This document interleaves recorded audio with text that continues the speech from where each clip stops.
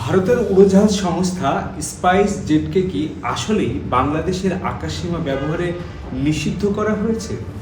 এই নিয়ে চলছে নানান আলোচনা সমালোচনা।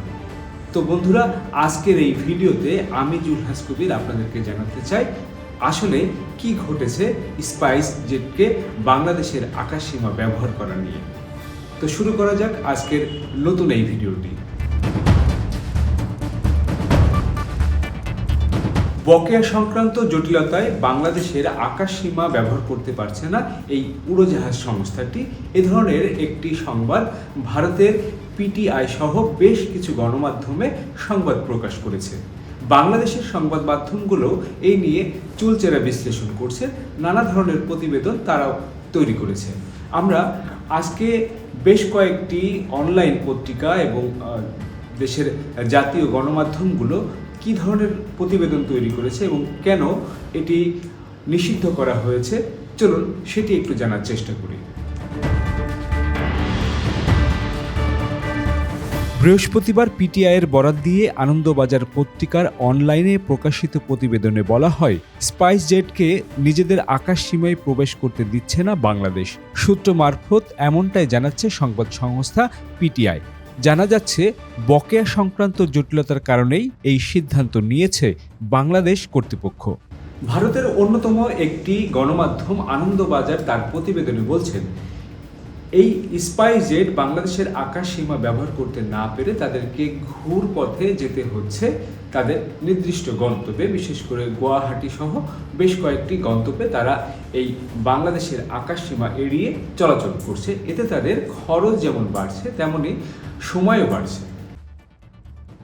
আনন্দবাজারের প্রতিবেদনে বলা হয়, বাংলাদেশের আকাশসীমা ব্যবহার করতে না পারায় কলকাতা থেকে গুয়াহাটি সহ বেশ কিছু রুটে স্পাইসজেটের বিমানগুলিকে ঘুরপথে উঠতে হচ্ছে। এতে সময়ও বেশি লাগছে। এ বিষয়ে স্পাইসজেটের এক মুখপাত্রের সঙ্গে যোগাযোগ করে পিটিআই। তিনি জানান, নেভিগেশন সংক্রান্ত খরচ এবং অন্যান্য অপারেশনাল বিষয়ে সংশ্লিষ্ট কর্তৃপক্ষের সঙ্গে নিয়মিত আলোচনা চালাচ্ছে স্পাইসজেট। মুখপাত্রের কথায়, এগুলি বিমান পরিষেবার ক্ষেত্রে খুব সাধারণ কিছু সমস্যা। আমরা একটি প্রাথমিক সমাধান সূত্রের জন্য গঠনমূলক আলোচনা চালাচ্ছি। বাংলাদেশ সিভিল এভিয়েশন কর্তৃপক্ষ বলছে, গেল বছরের মার্চ মাসে সর্বশেষ স্পাইস জেট বাংলাদেশের আকাশসীমা ব্যবহার করেছে। এরপরে আর নতুন করে বাংলাদেশের আকাশসীমা ব্যবহারের অনুমতি চায়নি সংস্থাটি।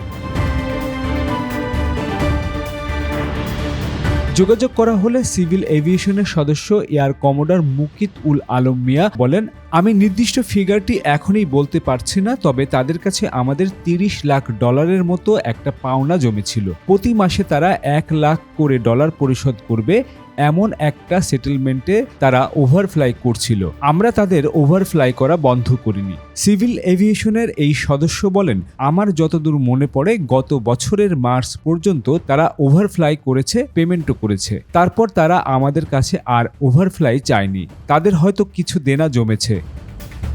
তিনি বলেন, অলমোস্ট 1 বছরের পুরনো একটি ঘটনা নিয়ে কেন হঠাৎ ভারতীয় গণমাধ্যমগুলো সরব হলো বুঝলাম না। তবে তাদের বিষয়টা সর্বশেষ কি অবস্থায় আছে তা জানতে আমরা রমজান মাসের ছুটির দিনেও অফিস খুলছি। সিভিল এভিয়েশনের এই কর্মকর্তা বলছেন, 2022 সাল পর্যন্ত ঢাকায় ফ্লাইট চালিয়েছে স্পাইসজেট। এরপর তাদের বাণিজ্যিক কারণে তারা ফ্লাইট চালানো বন্ধ করেছে।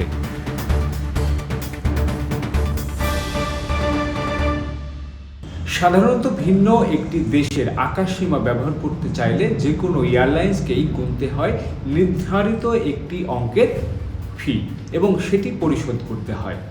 বাংলাদেশের আকাশসীমা বিদেশি যে কোনো এয়ারলাইন্স যদি ব্যবহার করে তবে তাদেরকেও এই একই নিয়মে টাকা পরিশোধ করতে হয়।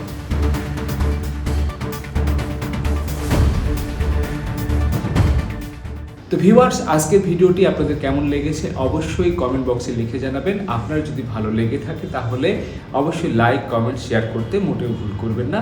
আমার চ্যানেলে যদি আপনি নতুন হয়ে থাকেন তাহলে অবশ্যই সাবস্ক্রাইব করে যাবেন। তো ভিউয়ার্স, ভালো থাকুন, সুস্থ থাকুন, নিরাপদে থাকুন।